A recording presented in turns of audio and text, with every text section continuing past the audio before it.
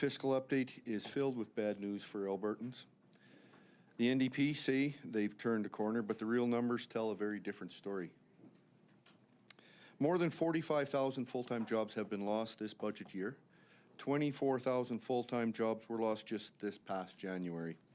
And Alberta employment insurance claims have hit a record high. We are still running a record deficit with no realistic timeline to get back to balance. In fact, the deficit has ballooned by $500 million and now sits at an unprecedented $10.8 billion.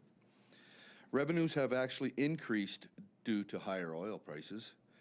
The revenue forecast is now $1.5 billion, more than what was expected at the beginning of the fiscal year, and this should be a good news story.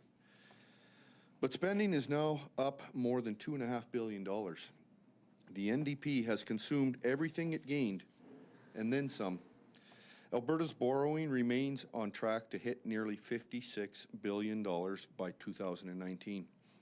This year, families will pay over $1 billion in debt servicing costs, and by 2019, this number will increase to almost $2 billion of debt servicing costs. All you have to do is look next door to BC to see how far off track the budget has become.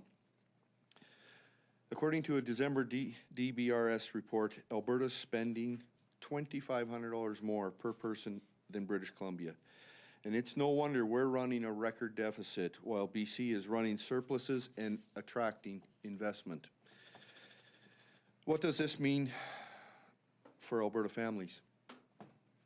It means the government will continue to run massive deficits and pile up debt, which will eventually drain billions away from hospitals and schools. Or if we look ahead to the next budget, the NDP could bring in even larger tax increases on the backs of Alberta families and businesses.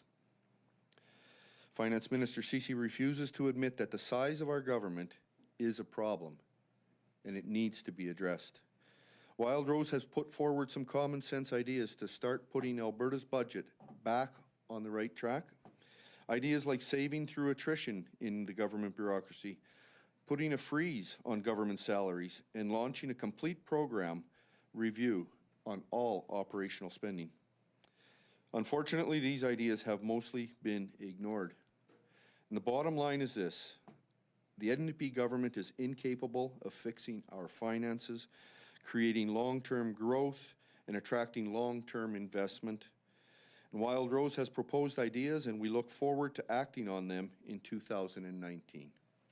And with that, I'm happy to take your questions.